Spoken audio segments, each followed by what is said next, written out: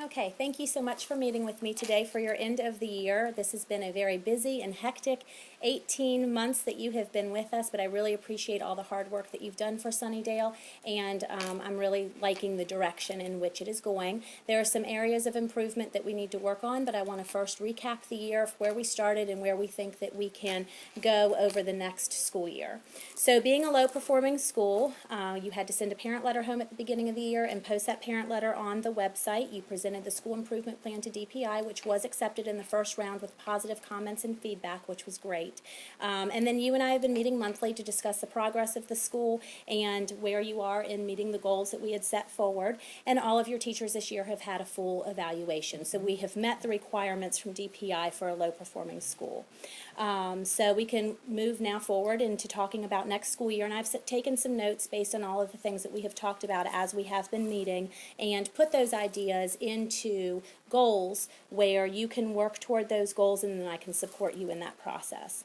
So looking at the statutes set forth by DPI, there are still areas of focus based on the turnaround principles that we need to focus on, and in looking at those and looking at the data collected over the year for the Teacher Working Conditions Survey and the Parent-Student Survey, I'd like for you to focus on several principles that fall underneath those categories, one being effective teachers and improved instruction, a strengthened instructional program, the use of data for the teachers in their classrooms and also with one another with data talks, and then some more family and community engagement.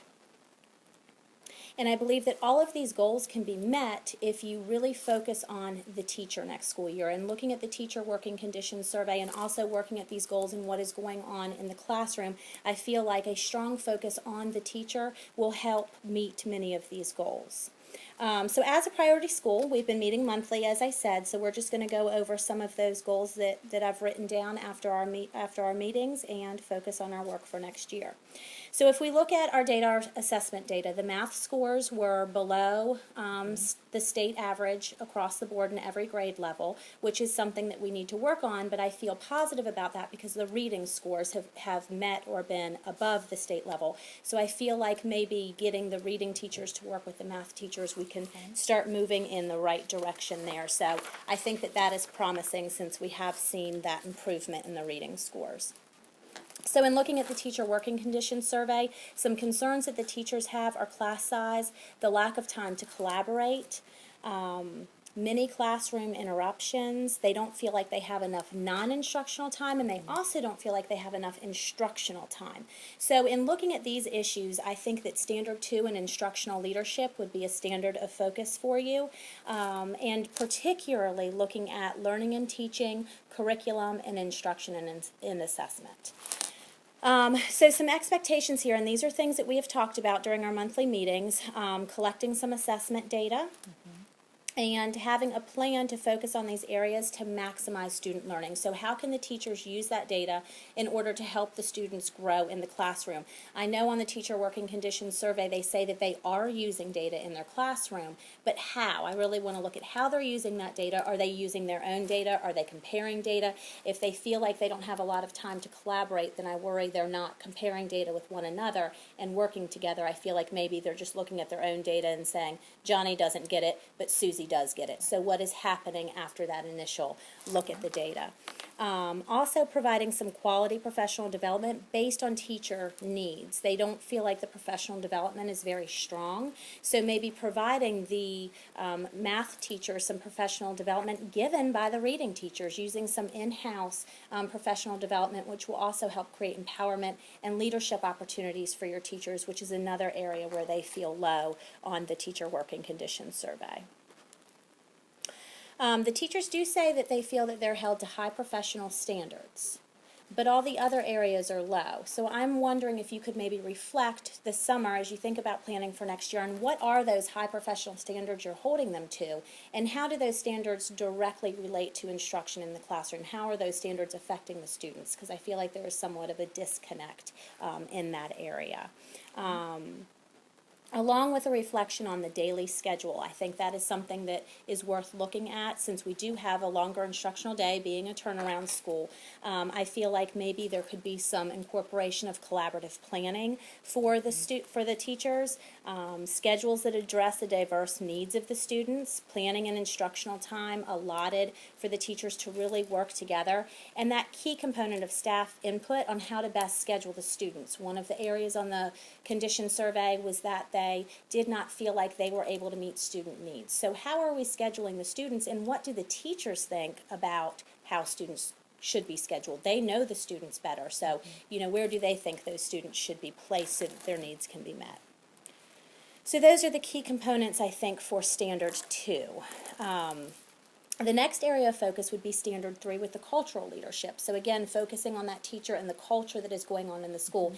And I think that this is a really big one because I feel like if we can fix the school culture and focus on that teacher, then the things in the classroom are going to kind of take care of themselves and fall into place. So in looking at the working condition survey, the teachers do not feel like educational experts. They would like to be more involved in the decision-making process when it comes to instruction. And then a key one is they don't feel that there's an atmosphere of mutual trust and respect. They don't feel supported, and they don't feel comfortable raising issues. And I think that this would be a great way for you to start using your school improvement team more as well, particularly with the raising of important issues. And we'll talk about that more in a minute. So a focus here on the collaborative work environment. You could look over the teacher working conditions survey this summer and come up with a plan for the next school year of how you're going to address their concerns as a faculty, how we can kind of shift that culture from one that doesn't seem very connected and collaborative to being one where trust is being gained and they are able to work together with one another. And use the school improvement team as a place of input for teachers where teachers feel like they can go to raise issues, with there being various members of the faculty on that team, certainly they can get input from other teachers who aren't on the team and raise those concerns and address those concerns and talk about them together. And that will help make them feel more supported. And so basically just working on the environment being one that is more trusting and collaborative, more of maybe a community feel. Do that. And then school culture and identity. Only 86.3% of the staff feel that there is a shared vision in the school. And I feel like this is something that is important that probably needs to be up at 100%, because if we have a shared vision and a common language, then everybody is moving in the right direction. How do you think this number can climb? How can you develop more of a shared vision, do you think? Well, I think by involving the teachers and the staff here in creating that shared vision is very important, that the common language that you referenced, so that they understand what it is, but they have to believe in it for it to be successful. But in addition to that, I think it also correlates with empowering them more with leadership opportunities and involving them in the decision making, and I think that would be a huge part of that shared vision.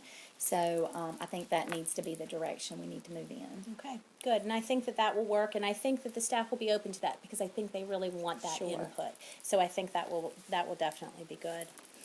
And then the next piece and last piece of this one is the efficacy and empowerment, and that really goes back to everything that we've been saying before, is building that self-efficacy within the teachers and giving them some ownership, making them feel like they are a part of what is going on, because they are. They're a huge part of what is going on, and if they can feel like they're actively involved and they're having the input, then you're going to have that buy-in, you're going to have that shared vision.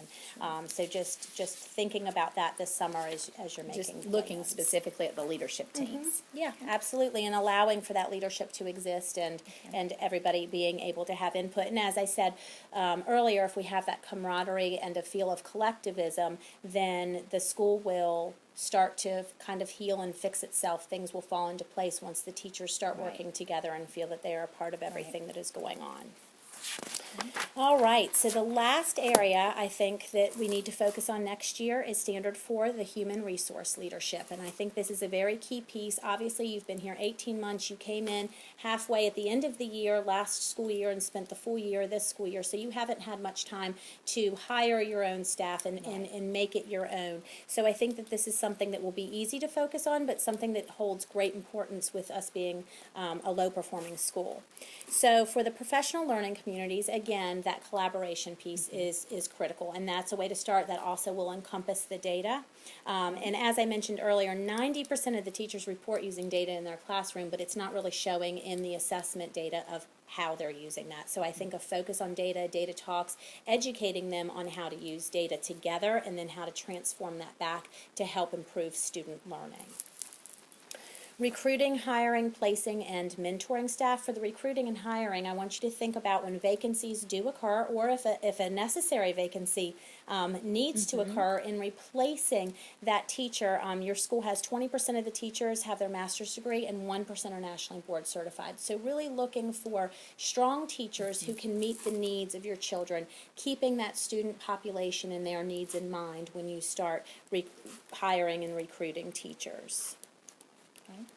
And then placing and mentoring. I think this summer would be a good time to look at where the teachers are in your building, where they have been placed by the previous principal, or even any placement that you have done since you have been there. Are they placed where they are because they're in the grade level they want to teach, or are they placed where they are because they are in the grade level where they will best meet the needs of the students that your school is serving? So I think certainly that placing is a good thing to look at this summer, as well as maybe some of your younger teachers who are no longer BTs but still may need a mentor. So is there a way that the veteran staff, you have 3 staff members who are in the blue, a good chunk who are in the green but still on the negative side, and then several in the red as well. So how could we use those 3 veteran teachers, or those 3 strong teachers that are in the blue, to help the teachers in the green and the red? You know, could we pull some teachers in the green to the blue to help add to that team to help the teachers who are in the red? So thinking about how we could do some mentoring, also really thinking about how the reading teachers can be working with the math teachers and sharing common practices and sharing what it is that worked for them, since their scores have gone up. So those are the 3 big areas that I would like to see us focus on next school year to get Sunnydale going in the right direction. I think that there are 2 other very important issues raised on the teacher working conditions survey. Certainly one of them was discipline. The staff does not feel like the discipline is being handled in a way that is consistent. So I feel like maybe sitting down with your part-time assistant principal and really thinking about what it is the 2 of you could do together to address the discipline so that it is consistent. And I think that's a fairly easy fix. I think a conversation needs to be had there. And we have started that. Okay, good. Good. And then also getting parents and community involved in the school. That is a huge part of the turnaround process, but also a very huge job. And I've just laid out 3 big goals for you to work on for next year. So I think that maybe a good way to start making this happen is to turn this over to your school improvement team. This will allow teachers to feel empowered, teachers to feel involved, teachers to also share their input and what they think needs to be done in order to get parents and community in the building. Also, you have a parent representative on your school improvement team, so that gives that parent a voice, and the parent can go back to other parents and bring back information about what it will take to get the parents more involved in the school. So I would like for you to sit down with your school improvement team leader and really talk to him about how that can take place, and make that a goal for your school improvement team to work on next year as you guys sit down and start writing your school improvement plan. Outstanding, we can do that. Okay, well, do you have any questions for me? I do not believe I do. I think it was very clear what it is we need to do here at Sunnydale, and I feel like we are making some progress and moving in the right direction. But I think if we can focus in on these areas, then we will see hopefully the results that we're looking for. Absolutely. Well, thank you so much, and of course, I'll support you along the way. We'll continue to meet each month, and we'll get the school going in the right direction. Thank So you. thank And we you. do, and I do appreciate your support.